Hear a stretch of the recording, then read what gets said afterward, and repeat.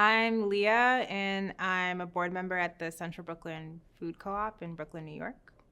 So my grandfather, George Allen Sr., definitely modeled cooperative economics. He immigrated from Jamaica, West Indies in the 60s and settled with his family in Jamaica, Queens in New York. And throughout my childhood, I always saw his home as a place that anyone could come to. He was very active in our family's church, the St. Albans Congregational Church. He donated to the church and was part of funding the building out of the Family Life Center there, where a lot of church and community programming took place. And he shared his money with everyone, probably to his detriment, but no one ever went hungry. No one ever went without a roof over their head, if you knew my grandfather. And that applied to family and friends, both in New York and outside. And so for me, I'll never forget that feeling of knowing that our family and our community had a home base for us to stay close and be supported and connected. Cooperative economics is crucial to Black liberation because Black people and our autonomy is under attack. And so for us to have the security that we need to get our needs met, we have to rely on one another, and it needs to be within our control. We are socialized against those interests, and we know that most of what Black people earn leaves our community. Through cooperative economics, we're able to regain control over the life-sustaining institutions and what we need to thrive.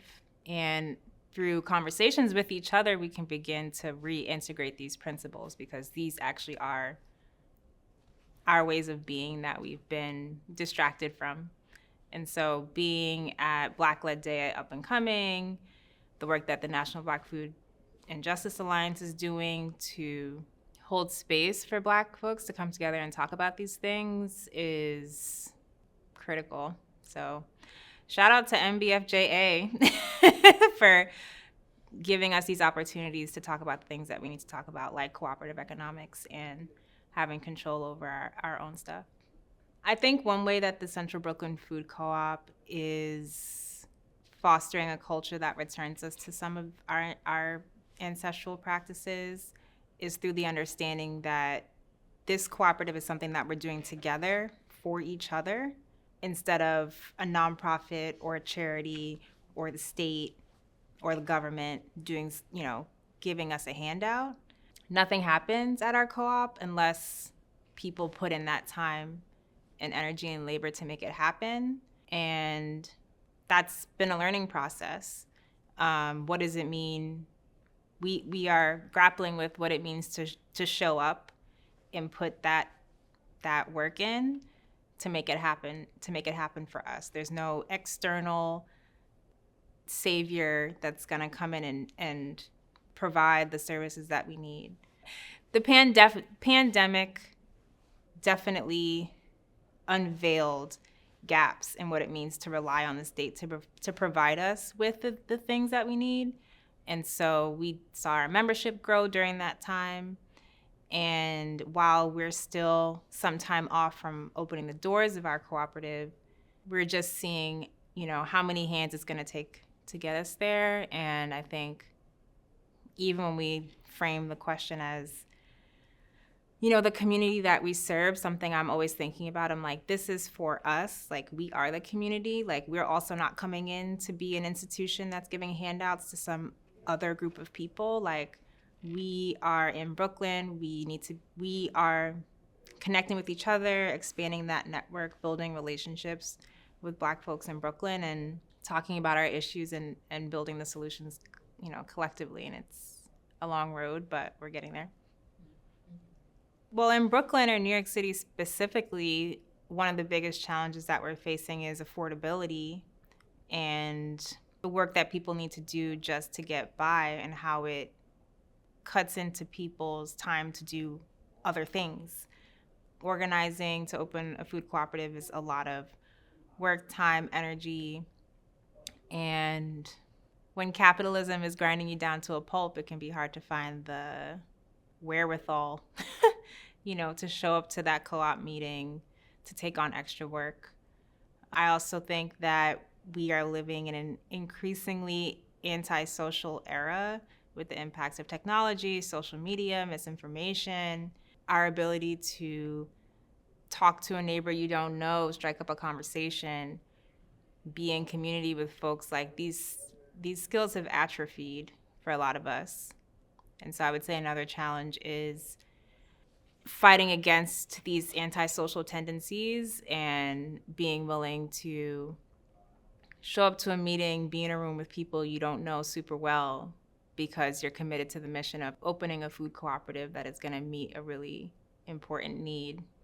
And the affordability crisis in New York City, the housing crisis, it's very, very real. And so when you're in crisis mode, it can be hard to imagine a future that looks different. It can be hard to believe it's possible. That stripping of our imaginations and ability to envision something different is a very real obstacle to face. But I think it becomes easier in community when there are other folks who can help you see that different future. And it's not one that you build in isolation. It's when you build that with other people.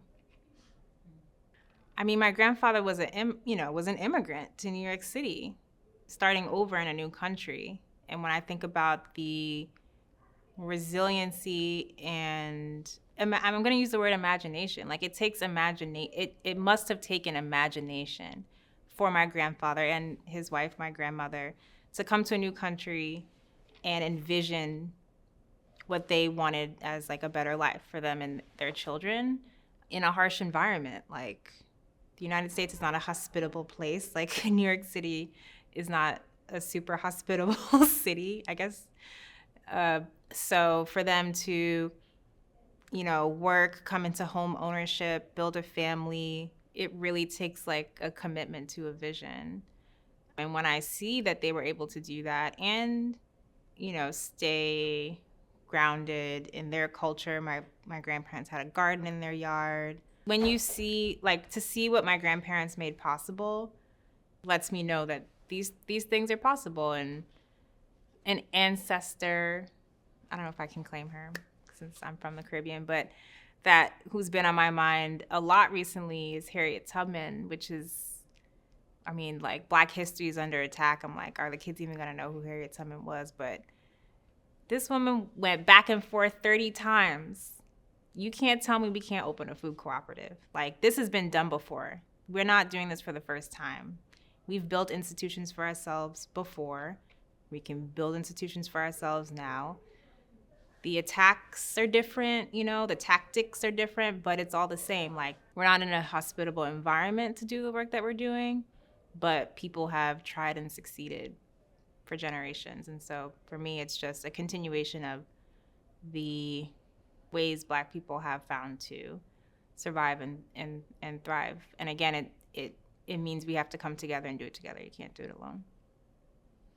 I probably have a lot of things to get off my chest, but I guess since you're asking, I think it's such a disrespect to walk into a grocery store and see the prices on the food, during the pandemic, food prices going up, can't afford it, wages are not going up, but the prices of the food are always going up. Like, what does it mean to work every day of your life and not be able to go into the grocery store and get what you need? Like, it's just not acceptable. And so to be part of starting a member owner run food cooperative specifically where you're giving something and in return we can keep those labor costs down and make the food affordable, it's a gift and a privilege that we're able to build something like this for ourselves.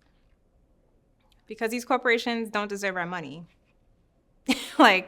We deserve to build our own institutions and keep our money circulating within those and reinvesting in our own communities and not just funneling our money out to corporations to line the pockets of the executives and whatever they do. I'm so uninterested in that.